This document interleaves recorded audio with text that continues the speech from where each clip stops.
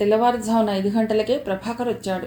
అల్లుడిని చూడగానే ప్రేమగా పలుకరించారు జాగ్రత్తమ్మ, దయాకరయ్య. జమునకు ప్రభాకర్ని చూశాక రిలీఫ్గా ఉంది. వీరన్న భార్య 6 గంటలకే వచ్చి ఇంట్లో పనులన్నీ చేసింది. బయటంతా కడిగి ముగ్గులు పెట్టింది. వీరన్న చెట్లకు నీళ్లు పెట్టి మార్కెట్కి వెళ్ళి కూరగాయలు తెచ్చాడు. టిఫిన్ రెడీ అయ్యే లోపలే ఇంట్లో అందరూ స్నానాలు చేశారు. టిఫిన్ తిన్నాక నేను ఒకసారి హాస్పిటల్కి వెళ్ళొస్తాను జమున, ఒంట్లో ఏదోగా అనిపిస్తోంది, అనీజీగా ఉంది. ఫుడ్ ఎఫెక్ట్ ఏమో, గ్యాస్ పెయిన్లా ఉంది అన్నాడు ప్రభాకర్. అయ్యో, ఒక్కరే పెడతారా? నేను కూడా వస్తాను ఉండండి అంటూ డ్రైవర్కి ఫోన్ చేసింది. డ్రైవర్ రాగానే, అమ్మా నేను ఆయన హాస్పిటల్కి వెడుతున్నాం, తొందరగానే వస్తాం అని చెప్పి ఇద్దరు కార్లో హాస్పిటల్కి వెళ్ళారు. దయాకరయ్య, జాగ్రత్తమ్మ ఇంట్లో ఉన్నారు. జమున ప్రభాకర్ వెళ్ళింది మంచి పేరున్న కార్పొరేట్ హాస్పిటల్. ప్రభాకర్ని డాక్టర్ టెస్ట్ చేశాక కొన్ని టెస్టులు చేయించుకురమ్మని వాటి పేర్లు రాశారు. జమున వెంటనే ప్రభాకర్ని ల్యాబ్ల వైపు తీసుకెళ్లి అన్ని టెస్టులు చేయించింది. రిపోర్ట్స్ కోసం ఎదురు చూస్తూ అక్కడే ఒకచోట కూర్చున్నారు. ప్రభాకర్ హుషారుగా లేడు, ఎప్పుడెప్పుడు పడుకుందామా అన్నట్లుగా ఉన్నాడు. అక్కడ పడుకోలేక కళ్ళు మూసుకుని వెనక్కి వాలి కూర్చున్నాడు. జమున ఎర్రటి వ్యాలెట్ పట్టుకుని అటు ఇటు చూస్తూ ప్రభాకర్ పక్కనే కూర్చుంది. జమున ఎలాంటి చీరలోనైనా స్టైల్గా ఉంటుంది. దానికి కారణం ఆమె చీర కట్టే విధానం అని చెప్పొచ్చు. పైగా కాలు మీద కాలు వెయ్యందే కూర్చోదు, అది కూడా స్టైల్గానే ఉంటుంది. అందరూ అలా కూర్చోలేరు, కూర్చున్నా అంత సహజంగా ఉండదు. అది జమునకే సొంతం. ఆ రోజు పండగ కావటంతో ఆమె వాట్సాప్కి ఫ్రెండ్స్ విషెస్ పంపుతున్నారు. ఫోన్ పట్టుకుని వాళ్ళకి రిప్లై ఇస్తోంది. అప్పుడే సౌజన్య ఫోన్ చేసింది. లిఫ్ట్ చేసి, హలో సౌజీ అంది జమున. మీ వాళ్ళతో కలిసి పండగ ఎలా జరుపుకుంటున్నావు జమున? బాగున్నావు కదా అంది అభిమానంగా సౌజన్య. బాగున్నాను, కానీ ఇంట్లో లేను సౌజీ, మా వారితో కలిసి హాస్పిటల్లో ఉన్నాను అంది జమున. అయ్యో, అదేంటి, ఏం జరిగింది? కంగారుగా అడిగింది సౌజన్య. ఏం లేదు, ఆయన ఏదో కాస్త డల్గా ఉందంటే ఇద్దరం వచ్చాం. కానీ ఏవేవో టెస్టులు రాశారు. మనకు తెలిసిందేగా ఇలాంటి హాస్పిటల్ సంగతి. అందులో మేమిద్దరం ఎంప్లాయీస్. ఇక ఆ టెస్టు ఈ టెస్టు అంటూ డబ్బులు బాగానే గుంజుతారు. చివరికి ఏం లేదు, మంచి డైట్ తీసుకోవాలంటారు. మనకు తెలిసిందే అయినా డాక్టర్ నోట ఆ మాట వింటేనే తృప్తి అంది నవ్వి జమున. జమున నవ్వటం విని, సరే జమున, నేను మళ్ళీ ఫోన్ చేస్తాను, ఇంట్లో సందడి సందడిగా ఉంది, ఉంటాను అంటూ కాల్ కట్ చేసింది సౌజన్య. జమున ఫోన్లో ఏదో గేమ్ ఆడుతూ కూర్చుంది. ఇంకా రిపోర్ట్స్ రాలేదు. రిపోర్ట్స్ వచ్చాయి, అవి తీసుకుని డాక్టర్ దగ్గరికి వెళ్ళారు. డాక్టర్ రిపోర్ట్స్ని చెక్ చేసి 2D echo and angiogram scan చేశారు. మీది గ్యాస్ పెయిన్లా అనిపించడం లేదు, ఒకసారి ఈ స్కాన్లు కూడా తీస్తే డౌట్ క్లియర్ అవుతుంది.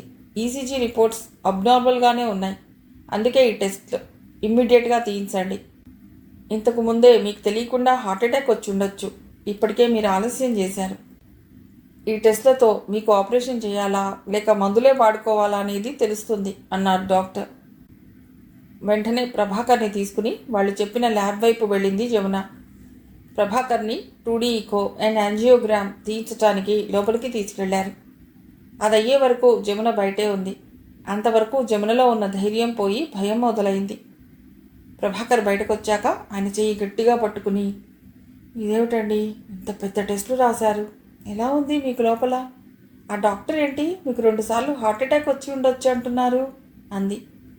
ఆమె కళ్ళు భయంతో తడుస్తున్నాయి. ఉండొచ్చు అన్నారు, ఖచ్చితంగా వచ్చింది అనలేదుగా. ఏమైనా ఉంటే ఆ టెస్ట్లతో తెలుస్తుంది. వాళ్ళ అనుమానం వాళ్ళది. నువ్వేమిటి ఇంత భయపడుతున్నావు? ఇప్పటి వరకు బాగానే ఉన్నావు, నాకేం కాదు. రిపోర్ట్స్ మనకు అనుకూలంగానే వస్తాయి, నువ్వేం భయపడకు అన్నాడు. ఆయన ధైర్యంగానే ఉన్నాడు. జాగ్రత్తమ్మకు ఫోన్ చేసింది జమున. విషయం చెప్తే భయపడుతుందని అదేం చెప్పకుండా, అమ్మా మేము ఇంటికి రావడానికి టైం పడుతుంది, రిపోర్ట్స్ ఇంకా రాలేదు, మా కోసం చూడొద్దు, మేము వస్తాం, మీరు తినండి, మేము ఇక్కడ తింటాం, మా గురించి ఆగొద్దు అంది. అలాగే జమున, మీరు జాగ్రత్త అని ఫోన్ పెట్టేసింది జాగ్రత్తమ్మ. 6 గంటల తర్వాత యాంజియోగ్రామ్ రిపోర్ట్ వచ్చింది. ఆ రిపోర్ట్ తీసుకుని డాక్టర్ దగ్గరికి వెళ్ళారు Jamuna, Prabhakar. Doctor report check చేశారు. ఆ రిపోర్ట్లో ప్రభాకర్ గుండెకు సంబంధించిన 3 రక్తనాళాలు పూర్తిగా మూసుకుపోయేలా ఉన్నాయి. డాక్టర్ వెంటనే ప్రభాకర్ వైపు చూసి, మీకు అర్జెంటుగా ఆపరేషన్ చేయవలసిన అవసరం ఉంది. ఖర్చు కూడా 5-6 లక్షల వరకు అవుతుంది. ఇప్పుడే హాస్పిటల్లో జాయిన్ అవ్వండి. ఆపరేషన్ చేసేటప్పుడు ప్రాణహాని ఉండవచ్చు. రక్తస్రావం ఎక్కువ అవుతుంది. రక్తం ఎక్కించవలసిన అవసరం ఉంటుంది. కొన్నిసార్లు పేషెంట్ మత్తు నుండి కూడా త్వరగా కోలుకోడు. అప్పుడు ఆపరేషన్ తర్వాత కూడా కృత్రిమ శ్వాస, వెంటిలేటర్ ఇవ్వవలసి వస్తుంది. మీ బ్లడ్ గ్రూప్ రక్తాన్ని మీరే అరేంజ్ చేసుకోవాల్సి ఉంటుంది. అది మాకు సంబంధం ఉండదు. మీరు దీనికి సిద్ధంగా ఉంటే ఈ రాత్రికే ఆపరేషన్ చేస్తాం అన్నాడు. అలాగే డాక్టర్ అన్నాడు ప్రభాకర్. ఇదంతా వింటుంటే జమున నవనాడులు కుంగిపోతున్నాయి. ప్రభాకర్ కన్నా ఆమెనే పేషెంట్లా అనిపిస్తోంది. పద జమున అంటూ ఆమెను ఆ గదిలోంచి బయటకు తీసుకొచ్చాడు ప్రభాకర్. జమున కుంగిపోతోంది. అంత ఎత్తు మనిషి ఇంతే కనిపిస్తుంది. ఆమె బాధ ఆమె కన్నా ప్రభాకర్కే ఎక్కువగా తెలుస్తోంది. ఇలాంటప్పుడే ధైర్యంగా ఉండాలి జమున అంటూ జమున భుజం పట్టుకుని కుర్చీ దగ్గరికి తీసుకెళ్లి కూర్చోబెట్టాడు. జమున కూర్చుని, నాకేం తోచటం లేదండి అంది బేలగా. ఆయన చెయ్యి ఆమె భుజాన్ని పట్టుకుని వదలట్లేదు. ఆయన చేతి మీద తన చెయ్యి పెట్టి వస్తున్న ఏడుపును ఆపుకోలేక బలవంతంగా పంటి బిగువన ఆపుకుంది జమున.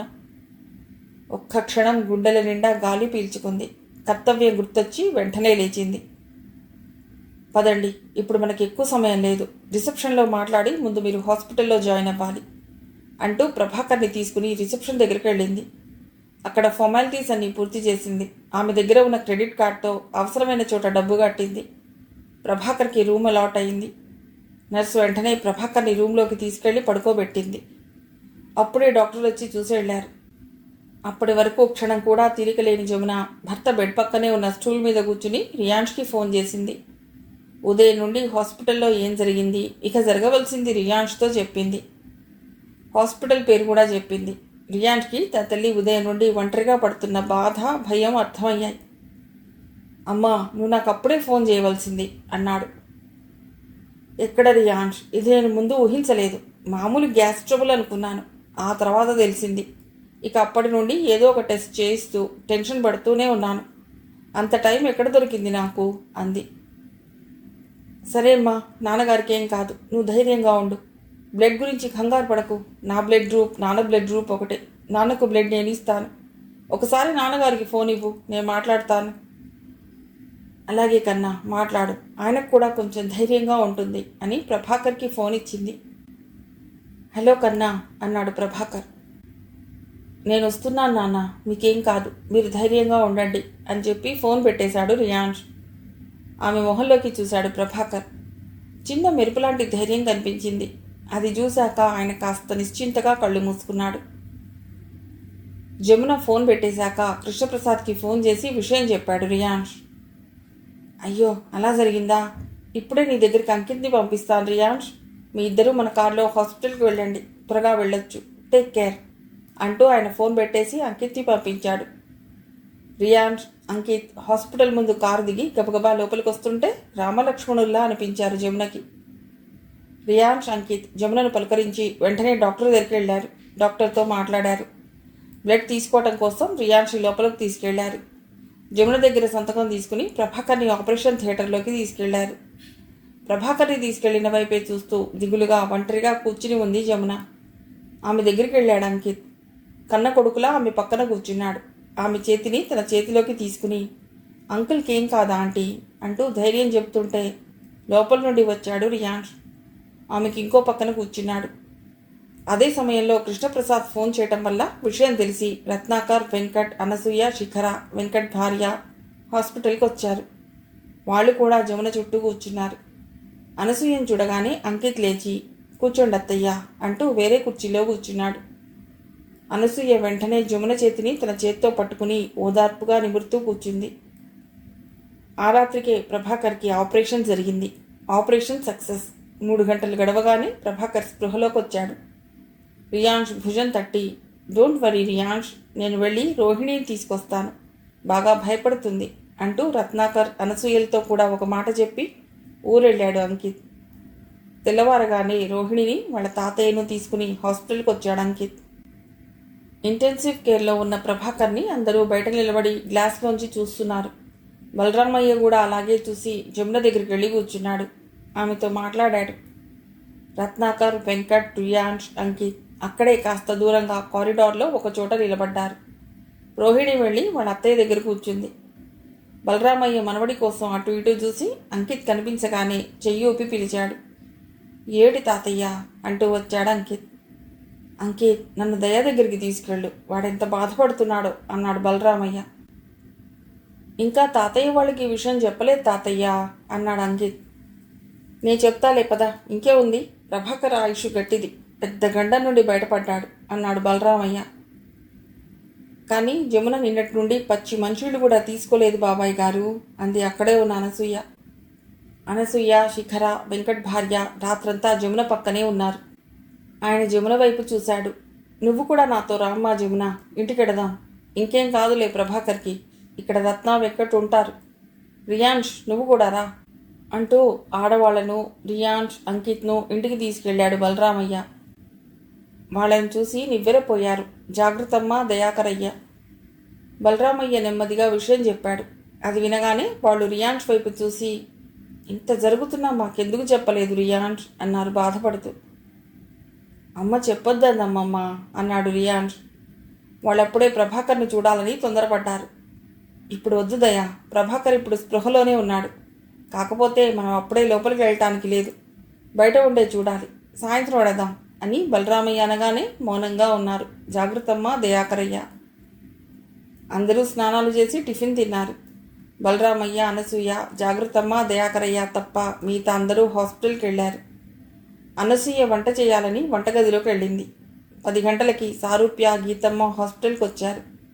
వాళ్ళు వచ్చేసరికి హాల్లో ఒక కుర్చీలో కూర్చుని ఉంది జమున. ఆమె పక్కన శిఖర, రోహిణి కూర్చుని ఉన్నారు. సారూప్య, గీతమ్మ నేరుగా జమున దగ్గరికి వెళ్ళి పలుకరించి ప్రభాకర్ ఎక్కడున్నాడో తెలుసుకుని గబగబా ప్రభాకర్ ఉన్న గది దగ్గరికి వెళ్ళారు. అందరిలాగే వాళ్ళు కూడా ప్రభాకర్ని గ్లాస్లోంచి చూశారు. తిరిగి జమున దగ్గరికి వచ్చారు. అటు ఇటు చూస్తున్న గీతమ్మ కళ్ళకి రత్నాకర్, వెంకట్, రియాన్ష్, అంకిత్ కనిపించారు. వాళ్ళు వచ్చి గీతమ్మను, సారూప్యను పలుకరించారు. సారూప్య జమునకు దగ్గరగా వెళ్ళి కూర్చోవాలని ప్రయత్నించలేదు. కాస్త దూరంగానే గీతమ్మ పక్కన కూర్చుంది. గీతమ్మ మౌనంగా జమున వైపు చూస్తుంది కానీ ఏం మాట్లాడలేదు. మీరు నాకు ఫోన్ చేసి ఈ విషయం చెప్పినప్పుడు సమ్మోకి చెప్పొద్దన్నారని నేను చెప్పలేదు అత్తయ్యా అంది సారూప్య. జమున తన బాధలో తను ఉండి ఇదేం పట్టించుకోలేదు. మావయ్య గారు డిశ్చార్జ్ అయ్యాక జరిగింది మీరే చెప్పండి అత్తయ్య సమ్మోకి. అప్పుడు మావయ్య గారిని వీడియో కాల్లో చూపిస్తూ మాట్లాడండి. మావయ్య గారిని చూస్తే సమ్మో హ్యాపీ అవుతాడు. ఈ లోపల సమ్మోతో నేనేం ఈ విషయం మాట్లాడను, ఏం మాట్లాడినా మీరే మాట్లాడండి అంది సారూప్య. జమున పెదవులు పేలవంగా నవ్వాయి. ఒక్క మాట కూడా మాట్లాడలేదు. ఆమె మనసంతా బరువుగా ఉంది. జమున మాట్లాడకపోవటం చూసి ఎవ్వరూ చూడకుండా సారూప్యను చిన్నగా గిచ్చింది గీతమ్మ. సారూప్యకేం అర్థం కాక ఏంటి అన్నట్లు అమ్మవైపు చూసింది. వదినగారు బాధలో ఉన్నారు సరు, నువ్వు ఇంకేం మాట్లాడకు, ఇవన్నీ మాట్లాడటానికి ఇదా సమయం, కావాలంటే ఇంటికి వెళ్ళాక ఫోన్లో మాట్లాడు అంది గీతమ్మ. అలాగే అన్నట్లు చూసింది సారూప్య. కొద్దిసేపు అయ్యాక ఇక మేము బయలుదేరుతాం వదినగారు, అన్నయ్య గారు జాగ్రత్త. ఇదిగో ఇలా శిఖర, రోహిణిలా సరుకి కూడా మీ దగ్గర ఉండాలని ఉంటుంది. కానీ వాళ్ళ ఆఫీస్లో ఒక్కరోజు కన్నా ఎక్కువ లీవ్ ఇవ్వలేదుట అంది గీతమ్మ. సమ్మోహన్ ఇండియాలో ఉంటే గీతమ్మ ప్రవర్తన, మాటలు ఇలా ఉండేవి కాదని జమునకు తెలుసు. అందుకే అలాగే వదినగారు అంది జమున. వెళదామా సరు అంటూ సారూప్యను తీసుకుని హాస్పిటల్లోంచి వెళ్ళింది గీతమ్మ. 2 రోజులు గడిచాక కృష్ణప్రసాద్, ధరణి వచ్చి ప్రభాకర్ని చూసి ప్రభాకర్తో మాట్లాడి వెళ్ళారు. వాళ్ళు ప్రభాకర్ దగ్గర ఉన్నంతసేపు జమున వాళ్ళకు కనిపించలేదు. ధర్మపురంలో విషయం తెలిసి రియాన్ష్కి తెలిసిన వాళ్ళు చాలామంది వచ్చి ప్రభాకర్ని చూశారు. హాస్పిటల్కి వచ్చే వాళ్లకు, పోయే వాళ్లకు వంట చేసి పెడుతూ అనసూయ జమున వాళ్ళ ఇంట్లోనే ఉంది. ప్రభాకర్ కొంచెం కోలుకున్నాక దయాకరయ్యను, జాగ్రత్తమ్మను తీసుకుని వెంకట్, అతడి భార్య ఊరెళ్లారు. వారం రోజుల తర్వాత ప్రభాకర్ హాస్పిటల్ నుండి డిశ్చార్జ్ అయ్యి ఇంటికి వచ్చాడు. అప్పటి వరకు రత్నాకర్, అనసూయ జమునతోనే ఉన్నారు. ఇక మేము వెడతాం జమున, నీకు తోడుగా శిఖర్ ఉంటుంది అన్నాడు రత్నాకర్. అనసూయ కూడా అతడి పక్కనే ఉంది. అది వినగానే జమున అనసూయ 2 చేతులు పట్టుకుని కళ్ళకద్దుకుంది. 1,00,00,000 రూపాయలు ఇచ్చినా మీరు శిఖరని ఇలా ఉంచరు. నేనంటే మీ ఇద్దరికి ఎంత ప్రేమో ఇప్పుడు తెలుస్తుంది అని అనుకుంది మనస్సులో. పైకి మాత్రం ఏమీ మాట్లాడలేదు జమున. వాళ్ళు వెళ్ళగానే ప్రభాకర్, జమున బాల్కనీలోకి వెళ్ళి కూర్చున్నారు. శిఖర కిచెన్లో స్టవ్ దగ్గర నిలబడి, మావయ్య గారికి ఇలా వండితే నచ్చుతుంది బావా, డాక్టర్ ఇచ్చిన మెనూలో కూడా ఈ ఐటెం ఉంది, ఈరోజు ఇదే చేస్తాను అని అంటుంటే రియాన్ష్ వింటూ ఆమె పక్కనే నిలబడ్డాడు. మరి నాకేం వండుతావు అన్నాడు సరదాగా. నీకు నాన్ వెజ్.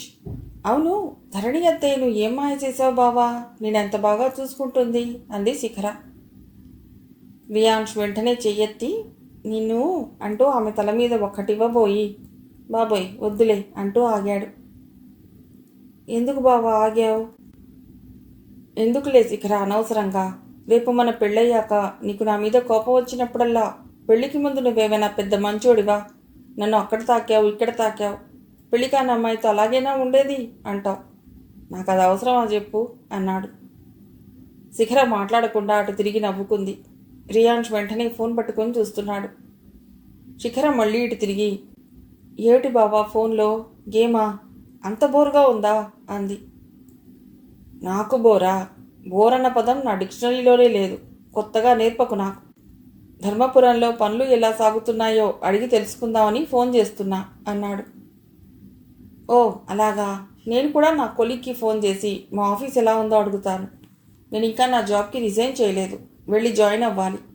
మన పెళ్ళయ్యాక నువ్వు ధర్మపురంలో ఉంటే నేను హైదరాబాద్లో ఉండాలిగా, అదీగాక నాది మంచి ప్యాకేజ్ ఉన్న జాబ్ అంది. నువ్వేంటే ఇలా మాట్లాడుతున్నావు, ఇలా కూడా ఆలోచిస్తావా? అవును బావా, అసలు నేనెవరిని? జమునమ్మ మేనకోడల్ని. ఆమె బ్లడ్ నాలో ఉండదా? అంత మంచి ప్యాకేజ్ ఉండే జాబ్ని మా అత్తయ్య అయితే వదులుకుంటుందా? నువ్వే చెప్పు. నావి కూడా మా అత్తయ్య ఆలోచనలే. పెళ్ళయ్యాక నీది ధర్మపురం, నాది హైదరాబాద్. వీకెండ్స్ మాత్రమే నువ్వే నా దగ్గరికి రావాలి. నేను రాను, ముందే చెప్తున్నా అంది ఉడికిస్తూ. ఇప్పుడు నిజంగానే నీ తల మీద ఒక్కడిస్తానే శిఖర, లేకుంటే నువ్వు మాట వినవు అన్నాడు రియాన్ష్. అది నీ వల్ల కాదులే బావా, నీకదేదో ఐఎస్ఐ మార్క్ కావాలిగా. అదే మార్కే? మంచివాడు, మహోన్నతుడు. అబ్బా ఛా, జోక్ కాదు బావా, నన్ను ఆధైర్యంతోనే మా అమ్మ నాన్న ఇక్కడ వదిలేళ్లారు, లేకుంటే ఒక్క క్షణమైనా వాళ్ళు లేకుండా నన్ను ఇక్కడ ఉంచుతారా? ఏమైనా నిన్ను వాడు బాగానే స్టడీ చేశారు బావా, నేను కూడా చేయలేదు అంది శిఖర. అప్పుడే రియాన్ష్ ఫోన్ రింగ్ అయింది. ఒక్క నిమిషం శిఖర అంటూ ఫోన్ లిఫ్ట్ చేసి మాట్లాడుతూ శిఖర దగ్గరే నిలబడ్డాడు. రియాన్ష్ ఎప్పుడో అంతే, ఎప్పుడో తప్ప ఫోన్ రాగానే దాన్ని పట్టుకుని ఎటో వెళ్ళడు. మాట్లాడేది ఏదో అక్కడే ఉండి మాట్లాడతాడు. అది బాగా నచ్చుతుంది శిఖరకు. కిచెన్లో ఉన్న శిఖర, రియాన్ష్ల మాటలు బాల్కనీలో కూర్చుని ఉన్న జమున వాళ్లకు కొంచెం కూడా వినిపించవు. అందుకే వాళ్ల లోకంలో వాళ్ళున్నారు. జమున అంతవరకు భర్త ముందు కూర్చుని సారూప్య గురించి ఆలోచిస్తోంది. సారూప్య మన కోడలే, అయినా నాకెందుకు అంత కంఫర్ట్గా అనిపించట్లేదండి.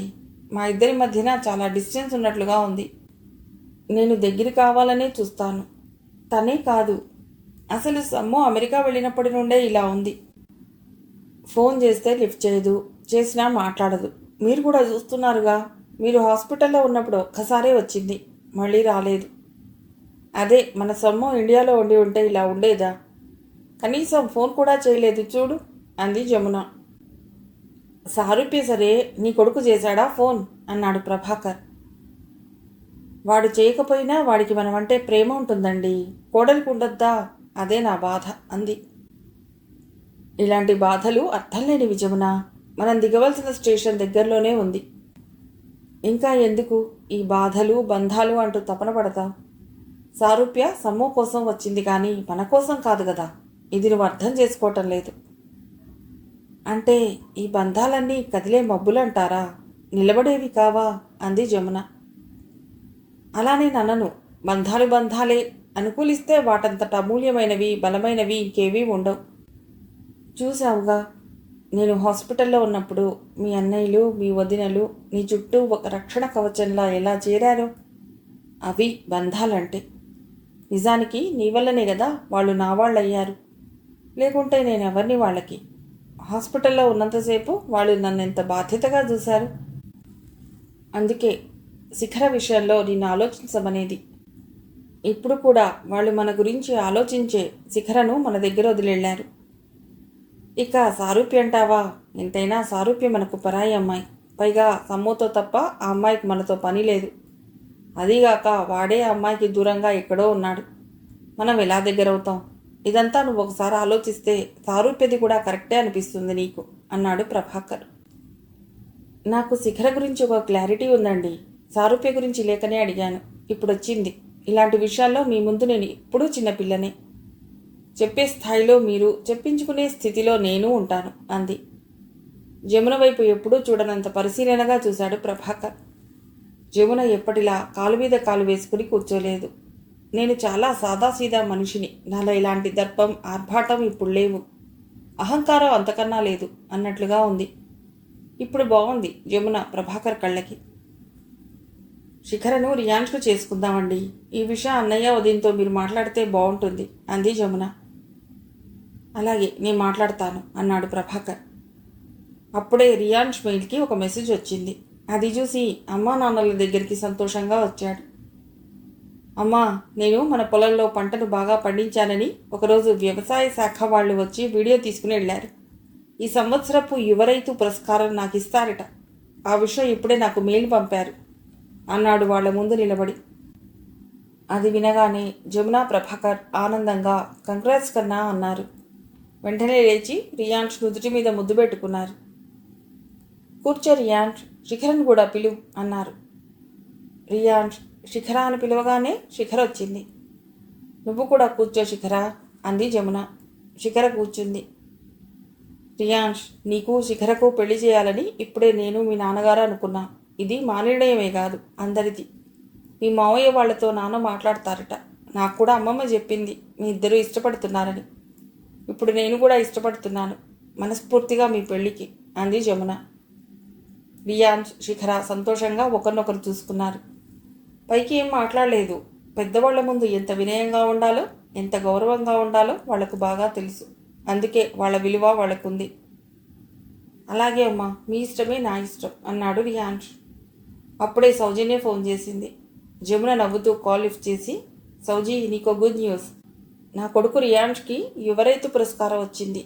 ఇన్ని రోజులు అనిపించలేదు కానీ ఇప్పుడు అనిపిస్తోంది నాకు. ఒక ఉద్యోగస్తుడు నెలకు లక్షల జీతం సంపాదించినా అది అతడి కుటుంబానికే పనికొస్తుంది. అదే మా రియాన్స్ 100 మంది ఆకలి తీరుస్తాడు. కొన్ని కుటుంబాలకు పని కల్పిస్తాడు. నాకు చాలా గర్వంగా ఉంది అంది జమున. అది విని లోలోన నవ్వుకున్నాడు ప్రభాకర్. ఓ, కంగ్రాట్స్, చాలా మంచి వార్త వినిపించావు. నువ్వెప్పుడొస్తున్నావు జమున ఇక్కడికి? అది అడుగుదామని కాల్ చేశాను అంది సౌజన్య. నేను ఇక రాను సౌజీ, జాబ్ కూడా మానేస్తున్నాను. మా వారిని చూసుకుంటూ ఇంట్లోనే ఉంటాను. ఆయన కూడా లాంగ్ లీవ్ పెట్టారు. ఒక రకంగా ఆలోచిస్తే మేమిద్దరం ఒకచోట లేకపోవటం వల్ల ఇలా జరిగిందేమో అనిపిస్తోంది. నా ప్లేస్లో ఉన్నప్పుడు ఎవరైనా ఇలాగే ఆలోచిస్తారో లేదో నాకు తెలియదు కానీ నేను మాత్రం ఇలాగే ఆలోచిస్తున్నాను. బాగా భయపడుతున్నాను. ఎంత సంపాదించినా సమయానికి సరైన ఫుడ్ అవసరం కదా మనిషికి. అది లేనప్పుడు దాని ప్రభావం ముందుగా పడేది ఆరోగ్యం మీదనే. నువ్వు కూడా నా స్నేహితురాలివి కావటం వల్ల నన్ను అర్థం చేసుకున్నావు. అనేకన్నా చాలా విషయాల్లో నన్ను భరించావు. నీకు ఒక్క థ్యాంక్స్ చెప్పి సరిపెట్టలేను. వీలు చూసుకుని ఒకసారి వచ్చి నేను కలుస్తాను. ఇప్పుడైతే మా వీరన్న వస్తాడు. నా లగేజ్ ఇచ్చి పంపు అంది జమున. అలాగే, చాలా మంచి నిర్ణయం తీసుకున్నావు. ఉంటాను జమున అంటూ కాల్ కట్ చేసింది సౌజన్య. మొబైల్ని పక్కన పెట్టింది జమున. ఏమిటమ్మా ఆలోచిస్తున్నావు? ఏం లేదు రియాన్స్, మావయ్యతో మాట్లాడాక నీ పెళ్ళి ఎప్పుడు, ఎక్కడ, ఎంత ఘనంగా చేయాలో, తొందరలో ఏ ముహూర్తం ఉందో, పంతులు గారిని ఎప్పుడు అడగాలో అదే ఆలోచిస్తున్నాను. అమ్మా, అవన్నీ మావయ్య వాళ్ళు చూస్తారు. నువ్వు టెన్షన్ పడి నాన్నను టెన్షన్ పెట్టకు. ఇది మీ ఇద్దరూ టెన్షన్ పడే సమయం కాదు. పెళ్ళి కూడా మావయ్య చేస్తారు. నువ్వు నాన్నగారు ప్రశాంతంగా ఉంటే చాలు అన్నాడు రియాన్స్. అమ్మమ్మ చెప్పింది రియాన్స్, పొలంలో నువ్వు ఉండే షెడ్ దగ్గర వేప చెట్టు, మామిడి చెట్లు ఉన్నాయట కదా. ఆ గాలి మీ నాన్నగారికి చాలా మంచిది. నీ పెళ్లి తర్వాత కొద్ది రోజులు నేను, మీ నాన్నగారు ధర్మపురం వచ్చి నీ దగ్గర ఉంటాం. అలాగైతేనే త్వరగా రికవర్ అవుతారు మీ నాన్నగారు అంది జమున. అలాగే అమ్మా, మీరు వస్తానంటే మీకోసం అక్కడ చిన్న కాటేజ్ లాంటిది కట్టిస్తాను. ఇంకా బాగుంటుంది మీకు. నేను శిఖర కూడా మీ కళ్ళ ముందే ఉంటాం. అక్కడ గాలి వాతావరణమే కాదు, మనుషులు కూడా అలాగే ఉంటారు. పనివాళ్ళైతే ఏమాత్రం కల్తీ లేని మట్టిలా స్వచ్ఛంగా ఉంటారు అన్నాడు సంతోషంగా రియాన్ష్.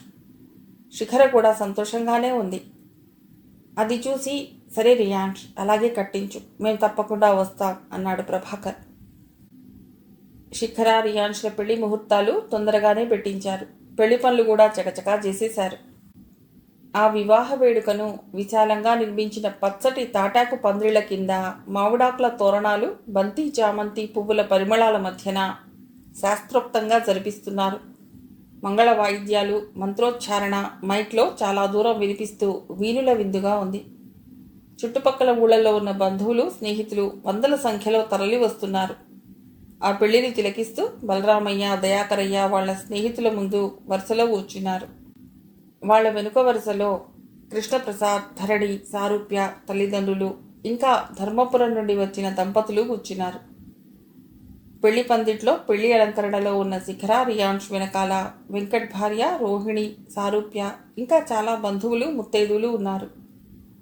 అనసూయ తెరచాటనుంది. జమున మాత్రం వాళ్ళ అమ్మా నాన్నల పక్కన కూర్చుని వాళ్ళంతా కళ్ళు చేసుకుని చూస్తూ మనసుతో ఆనందిస్తోంది. ప్రభాకర్ కూడా అంతే.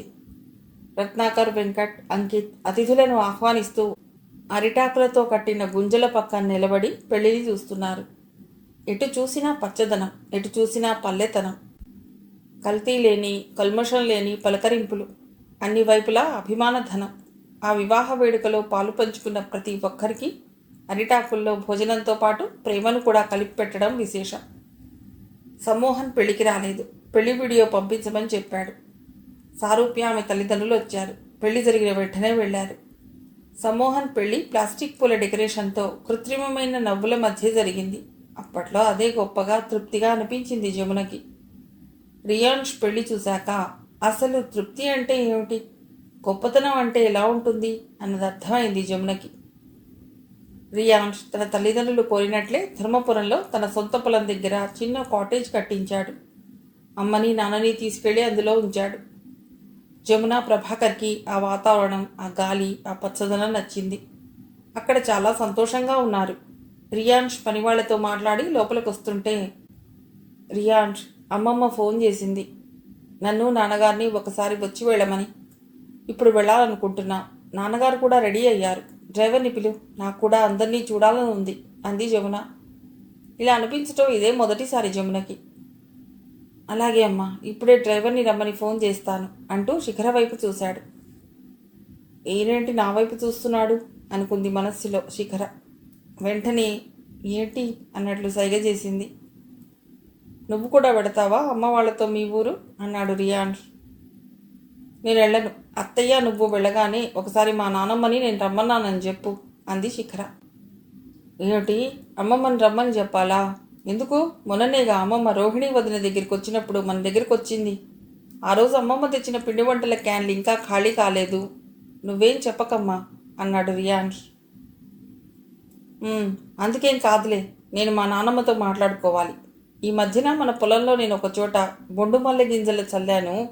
అవి బాగా మొలకలొచ్చాయి. వాటిని చూపించాలి అమ్మమ్మకి అంది మూతి ముద్దబంతిలా ముడిచి. అందుకేం కాదులే, నువ్వు అమ్మమ్మని రమ్మనేది. మరి ఇంకెందుకు అంది శిఖర. అమ్మా, శిఖర ఏం చేస్తుందో తెలుసా? అమ్మమ్మ తెచ్చిన అరిసెలు, గారెలు ఒళ్ళో పెట్టుకుని కోతి పిల్లలా తింటూ అదిగో ఆ గచ్చు మీద కూర్చుంటుంది అంటూ శిఖరకు దూరంగా వెళ్ళాడు, అందితే కొడుతుందని. శిఖర చురుగ్గా కదిలి, చూడండి అత్తయ్య, మీ అబ్బాయి నన్ను ఎలా ఉడికిస్తున్నాడో. రోజు అంతే, పట్టుకుని కొడదామంటే దొరకడు. నన్ను పట్టుకోలేవు శిఖర అంటూ పరిగెత్తి పరిగెత్తి నన్ను పొలాల చుట్టూ తిప్పుతూ ఉంటాడు. ఈరోజు ఎలాగైనా పట్టుకుంటాను చూడు అంటూ రియాన్ష్ని పట్టుకోబోతుంటే అంకిత్, రోహిణి అప్పుడే కారు దిగి లోపలికొచ్చారు. రోహిణి నవ్వి, ఏమిటే శిఖర, రియాన్ష్ వెంటబడ్డావు అంటూ జమున వైపు చూసి, బాగున్నారా అత్తయ్య అంది. రామా రోహిణి, మేం బాగున్నాం. మీ అత్తగారు, మామగారు, తాతగారు బాగున్నారా అంటూ రోహిణిని తన పక్కన కూర్చోబెట్టుకుంది జమున. రియాన్ష్ అంకిత్కి షేక్ హ్యాండ్ ఇచ్చి తన పక్కన కూర్చోబెట్టుకున్నాడు. అక్కడే జమున పక్కన కూర్చుని ఉన్న ప్రభాకర్ని రోహిణి, అంకిత్ ప్రేమగా పలుకరించారు.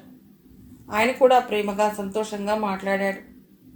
శిఖర తన అక్కయ్య కట్టుకున్న చీర వైపు, పెట్టుకున్న నగల వైపు చూస్తూ, ఈసారి రియాన్ష్తో హైదరాబాద్ వెళ్ళినప్పుడు ఇలాంటివే తెచ్చుకోవాలి, నాకు కూడా బాగుంటాయి, నేను కూడా అక్కలాగే ఉంటాను కదా అనుకుంది మనస్సులో.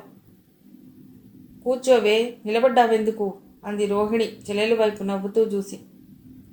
నేను కాఫీ తెస్తానక్క అంటూ లోపలికి వెళ్ళి అందరికీ కాఫీ తెచ్చిచ్చింది శిఖర. కాఫీ తాగుతూ, మేమిప్పుడు మన ఊరు ఎడుతున్నాం శిఖర, నానమ్మ ఫోన్ చేసింది రమ్మని, నువ్వు కూడా వస్తున్నావా అడిగింది రోహిణి. లేదక్క, నేను రావట్లేదు, అత్తయ్య మావయ్య వస్తున్నారు, డ్రైవర్కి ఇప్పుడే ఫోన్ చేశారు మీ మరిది అంది శిఖర. రియాన్ష్ వెంటనే అందుకుని, శిఖర ఎందుకు రాదో చెప్పనా వదినా, అదిగో ఆ గచ్చు మీద కూర్చుని.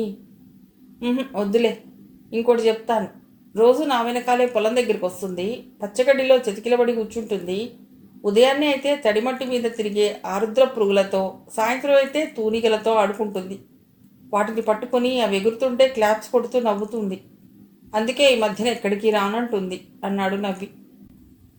శిఖర ఉడుక్కుంటూ, అంతేనా, ఇంకా చెప్పు, తెల్ల కొంగల్ని పూరి పిట్టల్ని కూడా చూస్తానని చెప్పు, ఉండు నీ పని చెప్తా అంటూ రియాన్ష్ వైపు వెళ్ళబోయింది.